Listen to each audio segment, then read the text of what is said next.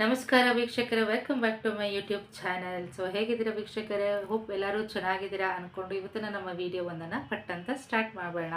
So ನೀವೆಲ್ಲ ತಮ್ಮನೇಲಲ್ಲಿ ನೋಡಿರೋ ಹಾಗೆ ಕಾರ್ ಟೆಟ್ ರೆಕ್ರೂಟ್ಮೆಂಟ್ಸ್ ಅಂತ ಹೇಳಿದ್ದೀನಿ ಅಲ್ವಾ? ಸೊ ಟೆಟ್ ಅಂದರೆ ಏನು, ಕಾರ್ ಟೆಟ್ ಅಂದರೆ ಏನು?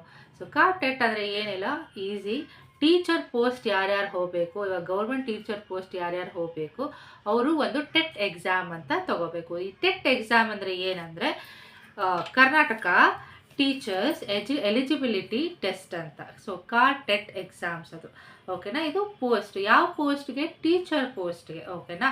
ಸೊ ಇದು ಅಫಿಷಿಯಲ್ ವೆಬ್ಸೈಟಲ್ಲಿ ನೋಟಿಫಿಕೇಶನ್ ಅನ್ನೋದು ಕೊಟ್ಟಿದ್ದಾರೆ. ಏನು ನೋಟಿಫಿಕೇಶನ್ ಅಂದರೆ ಎಷ್ಟು ಥರ ಪೇಪರ್ಸ್ ಇರುತ್ತೆ, ಪೇಪರ್ 1 ಆ್ಯಂಡ್ ಪೇಪರ್ 2 ಇರುತ್ತೆ, ಓಕೆನಾ? ಸೊ ಪೇಪರ್ 1ಅಲ್ಲಿ ಯಾವ್ಯಾವ್ರಿಗೆ ಎಲಿಜಿಬಿಲಿಟಿ ಇದೆ, ಏನೇನು ಇದ್ದರೆ ಎಲಿಜಿಬಿಲಿಟಿ ಇದೆ ಅಂತ ಎಲ್ಲ ಡೀಟೇಲ್ಸ್ ಪ್ರಕಾರ ಕೊಟ್ಟಿದ್ದಾರೆ ಪೇಪರ್ 1 ಆ್ಯಂಡ್ ಪೇಪರ್ 2 ಅಲ್ಲಿ. ಮತ್ತು ಅಪ್ಲಿಕೇಶನ್ ಫೀಸ್ ಎಷ್ಟು ಅಂತಲೂ ಹೇಳಿದ್ದಾರೆ. ಜೊತೆಗೆ ಎಕ್ಸಾಮಿನೇಷನ್ ಡೇಟ್ ಕೂಡ ಮೆನ್ಷನ್ ಮಾಡಿದ್ದಾರೆ. ಸೊ ಎಷ್ಟು ಏನು ಅಂತ ಡೀಟೇಲ್ ಆಗಿ ನಾನು ಈ ವಿಡಿಯೋಲ್ಲಿ ಹೇಳ್ತೀನಿ, ಓಕೆನಾ? ಸೊ ನಿಮಗೇನಾದರೂ ಇಂಟ್ರೆಸ್ಟ್ ಇದ್ದರೆ, ಎಲಿಜಿಬಿಲಿಟಿ ಇದ್ದರೆ ಆ್ಯಂಡ್ ನಿಮಗೇನಾದರೂ ಗೌರ್ಮೆಂಟ್ ಟೀಚರ್ ಆಗಿ ಸರ್ವ್ ಮಾಡಬೇಕು, ಜಾಬ್ ಮಾಡಬೇಕು ಅಂತ ನಿಮಗೇನಾದರೂ ಇಂಟ್ರೆಸ್ಟ್ ಇದ್ದರೆ ಸೊ ನನ್ನ ವಿಡಿಯೋನ ಪೂರ್ತಿ ನೋಡಿ, ಓಕೆನಾ? ಸೊ ಓಕೆ, ಇವಾಗ ಅಫಿಷಿಯಲ್ ವೆಬ್ಸೈಟು ನಾನು ಈ ಕೆಳಗಡೆ ಹಾಕ್ತಾ ಇದ್ದೀನಿ ನೋಡಿ. ಅಫಿಷಿಯಲ್ ವೆಬ್ಸೈಟಲ್ಲಿ ಅನೌನ್ಸ್ ಆಗಿರೋದು, ಓಕೆ? ಅಫಿಷಿಯಲ್ ವೆಬ್ಸೈಟ್ ಹೆಸರು ಏನಪ್ಪ, ಗೂಗಲಲ್ಲಿ ಏನು ಟೈಪ್ ಮಾಡಬೇಕು ಅಂದರೆ schooleducation.karnataka.government.in ಅಂತ. schooleducation.karnataka.government.in ಅಂತ ನೀವು ಗೂಗಲ್ ಕ್ರೋಮಲ್ಲಿ ಅಪ್ಲೈ ಮಾಡಬೇಕು, ಇದು ಮಾಡಬೇಕು, ಸೆಲೆಕ್ಟ್ ಮಾಡಬೇಕು, ಓಕೆನಾ? ಟೈಪ್ ಮಾಡಿ ನೀವು ಆನ್ಲೈನ್ ನೋಟಿಫಿಕೇಷನ್ ಎಲ್ಲ ಓದ್ಕೋಬೋದು, ಓಕೆನಾ? ಇವಾಗ ಒಂದು ಅಪ್ಲಿಕೇಶನ್ ಫೀಸ್ ಬಗ್ಗೆ ಹೇಳ್ತೀನಿ ನೋಡಿ. ಅಪ್ಲಿಕೇಶನ್ ಫೀಸ್ ಏನಪ್ಪ ಅಂತಂದರೆ general merit 2A 2B 3A 3B ಅವ್ರಿಗೆ 700 rupees ಫಾರ್ 1 ಪೇಪರ್. ನೀವು ಪೇಪರ್ 1 ಮಾತ್ರ ಸೆಲೆಕ್ಟ್ ಮಾಡಿದ್ದೀರಾ ಅಂತ ಅಂದರೆ ನಿಮಗೆ 700 rupees. ಇಲ್ಲ ನಾನು 2 ಪೇಪರ್ ಇರೋದು, ಟೋಟಲಿ 2 ಪೇಪರ್ ಇರುತ್ತೆ. ಸೊ 2 ಪೇಪರು ನಾನು ಅಟೆಂಡ್ ಮಾಡ್ತೀನಿ ಅಂದರೆ 1000 ರೂಪಾಯಿ ಆಗುತ್ತೆ ಅಂತ ಹೇಳಿದ್ದಾರೆ. ಮತ್ತು SC ST ಕ್ಯಾಟಗರಿ ಮತ್ತು ಏನಾದರೂ ಬೇರೆ ಕ್ಯಾಟಗರಿ ಇದ್ದರೆ ಅದಕ್ಕೆ 350 ಆಗುತ್ತೆ ಪೇಪರ್ 1ಗೆ, ಮತ್ತು ಪೇಪರ್ 2ಗೆ 500 rupees ಅಂತ ಹೇಳಿದ್ದಾರೆ. ಮತ್ತು ನೀವೇನಾದರೂ ಡಿಸೇಬಲ್ ಇದ್ದರೆ ಮತ್ತು PWD ಆದರೆ ಸೊ ಎಕ್ಸೆಂಪ್ಟೆಡ್ ಅಂತ ಹೇಳಿದ್ದಾರೆ. ಯಾವುದೇ ಥರ ಅಪ್ಲಿಕೇಶನ್ ಫೀಸು ಇರಲ್ಲ. ಸೊ ಏನಪ್ಪ ಈ ಪೇಪರ್ 1 ಪೇಪರ್ 2 ಅಂತ ಅಂದರೆ, ಈ ಪೇಪರ್ 1 ಅಂದರೆ ನಿಮ್ಗೆ ಆ್ಯಕ್ಚುಲಿ OMR ಶೀಟಲ್ಲಿ ಬರುತ್ತೆ, ಓಕೆ? OMR ಅಲ್ಲಿ ನೀವು ಆನ್ಸರ್ ಮಾಡಬೇಕು. ಪೇಪರ್ 1 ನೀವು ಏನಾದರೂ ತೊಗೊಂಡಿದ್ರೆ ಕ್ಲಾಸ್ 1 to 5 ನೀವು ಯಾವ ಕ್ಲಾಸಸ್ ಆದರೂ ಟೀಚಿಂಗ್ ಮಾಡ್ಬೋದು ಗೌರ್ಮೆಂಟ್ ಸ್ಕೂಲಲ್ಲಿ, ಓಕೆನಾ? ಸೊ ಏನಂದರೆ PUC ಪಾಸ್ ಆಗಿರಬೇಕು, ಮಿನಿಮಮ್ PUC ಪಾಸ್ ಆಗಿರಬೇಕು, ಮತ್ತು 2 years ಆಫ್ ಡಿಪ್ಲೊಮೊ ಮಾಡಿರಬೇಕು ಇನ್ ಎಲಿಮಿನೇಟರಿ ಇದರಲ್ಲಿ ಎಜುಕೇಷನಲ್ಲಿ, ಓಕೆನಾ? 2 years ಡಿಪ್ಲೊಮಾ ಮಾಡಿರಬೇಕು.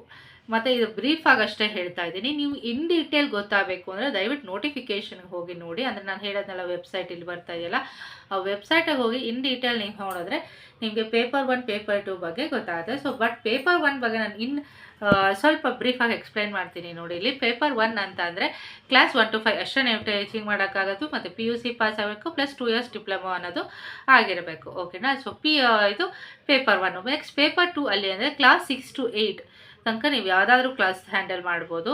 ಮತ್ತು 50% ಇನ್ B.Ed ಅನ್ನೋದು 50%ಅಲ್ಲಿ ನೀವು ಆ್ಯಾವ್ರೇಜು ಕ್ಲಿಯರ್ ಆಗಿರಬೇಕು, ಓಕೆನಾ? ಮತ್ತು ನೀವು ಮಾಸ್ಟರ್ಸು ಮಾಡಿದ್ರು ನೀವು ಪೇಪರ್ 2ನ ಹ್ಯಾಂಡಲ್ ಮಾಡ್ಬೋದು, ಓಕೆನಾ?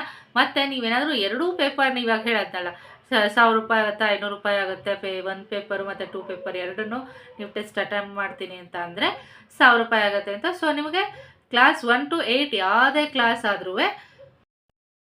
ಕ್ಲಾಸಸ್ ಆದ್ರೂ ನೀವು ಈಸಿಯಾಗಿ ಹ್ಯಾಂಡಲ್ ಮಾಡ್ಬೋದು. ಅದು ಏನಂದರೆ 2 ಪೇಪರ್ದು ನೀವು ಟೆಸ್ಟ್ ಬರೆದಿರಬೇಕು, ಓಕೆನಾ? ಟೆಟ್ ಎಕ್ಸಾಮ್ ಮಾಡಿರಬೇಕು. ಮತ್ತು ಇದ್ರ ಡೀಟೇಲ್ ನೋಟಿಫಿಕೇಷನ್ ಬೇಕಂದರೆ ದಯವಿಟ್ಟು ಅಫಿಷಿಯಲ್ ವೆಬ್ಸೈಟಿಗೆ ಹೋಗಿ ನೋಟಿಫಿಕೇಷನ್ ಅನ್ನೋದನ್ನು ಓದಿ, ಓಕೆನಾ? ಇಲ್ಲಿ ಶಾರ್ಟಾಗಿ ಹೇಳಿದ್ದೀನಿ ನಿಮಗೆ.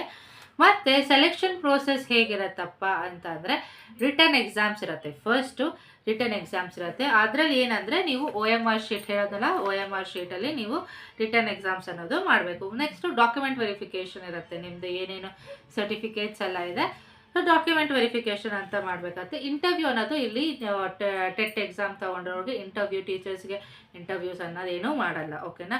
ಸರ್ಟಿಫಿಕೇಟ್ ಕೊಡ್ತಾರೆ. ಏನಪ್ಪ ಸರ್ಟಿಫಿಕೇಟ್ ಅಂದರೆ ಟೆಟ್ ಎಕ್ಸಾಮ್ ನೀವು ಅಲ್ಲಿ ಕ್ವಾಲಿಫೈ ಆಗಿದ್ದೀರಾ ಅನ್ನೋ ಒಂದು ಸರ್ಟಿಫಿಕೇಟ್ ಸಿಗುತ್ತೆ, ಓಕೆನಾ. ಬಟ್ ಈ ಸರ್ಟಿಫಿಕೇಟು ನಿಮಗೆ ಜಾಬ್ಗೆ ಅಂತ ಏನೂ ಲಿಂಕ್ ಇಲ್ಲ, ಈ ಸರ್ಟಿಫಿಕೇಟ್ಗೂ ಜಾಬ್ಗೂ ಏನೂ ಲಿಂಕ್ ಇಲ್ಲ. ನೀವು ಸಪ್ರೇಟಾಗಿ ಆ ಸರ್ಟಿಫಿಕೇಟ್ ಒಂದು ಸರ್ಟಿಫಿಕೇಟ್, ಟೆಟ್ ಎಕ್ಸಾಮ್ ತೊಗೊಂಡಿದ್ದೀನಿ ಇನ್ನೂ ಒಂದು ಸರ್ಟಿಫಿಕೇಟು, ಆ ಸರ್ಟಿಫಿಕೇಟು ಒಂದು ಪ್ಲಸ್ ಪಾಯಿಂಟ್ ಆಗುತ್ತೆ ನೀವು ಜಾಬ್ಗೆ ಏನಾದರೂ ಟ್ರೈ ಮಾಡ್ತಾ ಇದ್ದೀರಾ ಅಂತ ಅಂದರೆ. ಓಕೆನಾ.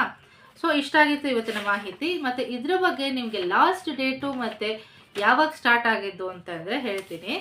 ಇದು ಸ್ಟಾರ್ಟ್ ಆಗಿದ್ದು 23 ಅಕ್ಟೋಬರ್ ಸ್ಟಾರ್ಟ್ ಆಗಿದೆ. ಲಾಸ್ಟ್ ಡೇಟ್ ಬಂದ್ಬಿಟ್ಟು 9th ನವಂಬರ್ ತನಕ ಅಂತ ಹೇಳಿದ್ದಾರೆ.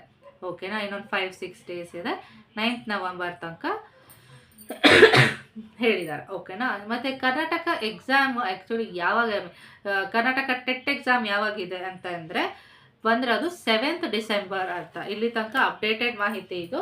7th ಡಿಸೆಂಬರು ನಿಮಗೆ ಟೆಟ್ ಪೇಪರ್ಗಳು ಇರುತ್ತೆ ಅಂತ ಹೇಳಿದ್ದಾರೆ, ಟೆಟ್ ಪೇಪರ್ ಎಕ್ಸಾಮ್ಗಳು ಇರುತ್ತೆ ಅಂತ ಹೇಳಿದ್ದಾರೆ.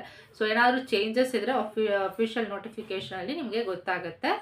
ಓಕೆನಾ. ಸೊ ಇವಾಗ ಹೇಗಪ್ಪ ಅಪ್ಲೈ ಮಾಡೋದು ಅಂದರೆ ನಾನು ಹೇಳೋದ್ನಲ್ಲ ಆ ಲಿಂಕ್ಗೆ ಹೋಗಬೇಕಾಗತ್ತೆ, ಅಥವಾ sts.karnataka.government.in ಅಲ್ಲಿ ಹೋದರೆ click on Karnataka TET, apply on Karnataka TET ಅಂತ ಇರುತ್ತೆ. ಸೊ ಅಲ್ಲಿ ಅಪ್ಲೈ ಮಾಡಬೇಕು, ಅಲ್ಲಿ ಕ್ಲಿಕ್ ಮಾಡಬೇಕು. ಆ ಕ್ಲಿಕ್ ಮಾಡಿದ್ಮೇಲೆ ನಿಮಗೆ ಒಂದು ಫಾರ್ಮ್ ಬರುತ್ತೆ. ಆ ಫಾರ್ಮ್ ಎಲ್ಲ ಫಿಲ್ ಮಾಡಬೇಕಾಗುತ್ತೆ. ನೇಮು, ಡೀಟೇಲ್ಸ್ ಎಲ್ಲ ಇರತ್ತಲ್ಲ, name, mother name, father name, occupation, mother occupation, father occupation, ಮತ್ತು ಏನಂತಾರೆ ಇದು ಡಾಕ್ಯುಮೆಂಟ್ಸ್ ಎಲ್ಲ ಇದು ಮಾಡಬೇಕಾಗುತ್ತೆ, ಸ್ಕ್ಯಾನ್ ಮಾಡಿ ಅಪ್ಲೋಡ್ ಮಾಡಬೇಕಾಗತ್ತೆ. ಮತ್ತು ನಿಮ್ಮ ಮೊಬೈಲ್ ನಂಬರು, ಇಮೇಲ್ ID ಅದೆಲ್ಲ ಗೊತ್ತಿರತ್ತಲ್ಲ. ಸೊ ಅದೆಲ್ಲ ನೀಟಾಗಿ ಕ್ಲಿಯರಾಗಿ ಏನು ಮಿಸ್ಟೇಕ್ ಇಲ್ದೇ ನೀವು ಅಪ್ಲೋಡ್ ಮಾಡಬೇಕಾಗತ್ತೆ. ಮತ್ತು ಫೋಟೋ ಮತ್ತು ಸಿಗ್ನೇಚರು ಹಾಕಬೇಕಾಗತ್ತೆ, ಅಪ್ಲೋಡೆಡ್ ಹಾಕಬೇಕಾಗತ್ತೆ. ಓಕೆನಾ. ಮತ್ತು ಅದೆಲ್ಲ ಆದಮೇಲೆ ಲಾಸ್ಟಲ್ಲಿ ನೀವು ಸಬ್ಮಿಟ್ ಮಾಡೋಕ್ಕೆ ಮುಂಚೆ ನಿಮ್ಗೆ ಒಂದು ಅಪ್ಲಿಕೇಶನ್ ಫೀಸ್ ಅನ್ನೋದು ಅಲ್ಲೇ ತೋರಿಸುತ್ತೆ. ಆನ್ಲೈನಲ್ಲೇ ನೀವು ಅಪ್ಲಿಕೇಶನ್ ಫೀಸ್ನ ನೀವು ಪೇ ಮಾಡಬೇಕಾಗತ್ತೆ. ಪೇ ಮಾಡಾದ್ಮೇಲೆ ಸಬ್ಮಿಟ್ ಅಂತ ಒತ್ತಿದ್ರೆ ನಿಮಗೆ ಒಂದು ಶೀಟ್ ಬರುತ್ತೆ. ಅದೇನಪ್ಪ ಶೀಟ್ ಅಂತ ಅಂದರೆ ಅಪ್ಲಿಕೇಶನ್ ನಂಬರು, ರೆಫರೆನ್ಸ್ ನಂಬರ್ ಆಗಿರುತ್ತೆ. ಅದನ್ನು ನೀವು ಒಂದು ಪ್ರಿಂಟ್ ತೊಗೊಳ್ಳಿ ಅಥವಾ ಸೇವ್ ಮಾಡ್ಕೊಂಡು ಇಟ್ಕೊಳ್ಳಿ. ಸೊ ನಿಮಗೆ ಫರ್ದರ್ ಡೀಟೇಲ್ ಇನ್ಫಾರ್ಮೇಷನ್ಗೋಸ್ಕರ ನಿಮಗೆ ಅದು ಹೆಲ್ಪ್ ಆಗುತ್ತೆ. ಸೊ ಇಷ್ಟ ಆಗಿತ್ತು ಇವತ್ತು ನಮ್ದು ಟೆಟ್ ರಿಕ್ರೂಟ್ಮೆಂಟ್ಸ್ ಬಗ್ಗೆ. ಅಂದರೆ ಸೊ ನೀವು ಇನ್ನೂ ಅಪ್ಲೈ ಮಾಡಿ ಎಕ್ಸಾಮ್ ಬರೆದು ಆಮೇಲೆ ನಿಮಗೆ ಟೆಟ್ ಜಾಬ್ದೆಲ್ಲ ನಿಮ್ದು ಈಸಿ ಇರುತ್ತೆ. ಸೊ ಎಕ್ಸಾಮ್ ಪಾಸ್ ಆಗೋದು ಒಂದೇ ಇಂಪಾರ್ಟೆಂಟು. ಸೊ ಹೇಳಿದ್ದೀನಿ ನಿಮಗೆ ಇದು ಮಾಹಿತಿ ಯೂಸ್ಫುಲ್ ಆಗಿದೆ ಅಂತ ಅನ್ನೋದು ಇದ್ದರೆ ಸೊ ಒಂದು ಲೈಕ್ ಮತ್ತು ಶೇರ್ ಮತ್ತು ಸಬ್ಸ್ಕ್ರೈಬ್ ಮಾಡೋದನ್ನು ಮರಿಬೇಡಿ. ಓಕೆನಾ. Thank you so much. And ಯಾರಿಗಾದರೂ ಇನ್ಫಾರ್ಮೇಷನ್ ಶೇರ್ ಮಾಡಬೇಕು, ಅವ್ರಿಗೂ ಇಂಟ್ರೆಸ್ಟ್ ಇದೆ ಅಂತ ಇದ್ದರೆ ದಯವಿಟ್ಟು ಶೇರ್ ಮಾಡಿ. ಸೊ ಇನ್ನೊಂದು 4-5 ಡೇಸ್ ಇದೆ ಮ್ಯಾಕ್ಸಿಮಮ್ಮು. ಆದಷ್ಟು ಬೇಗ ಟೆಟ್ ಎಕ್ಸಾಮ್ಗೆ ಅಪ್ಲೈ ಮಾಡಿ. ಓಕೆನಾ. ಥ್ಯಾಂಕ್ ಯು ಸೋ ಮಚ್ ಅಂತ ಹೇಳ್ತಾ ಮುಂದಿನ ವೀಡಿಯೋದಲ್ಲಿ ಸಿಗೋಣ. Thank you so much.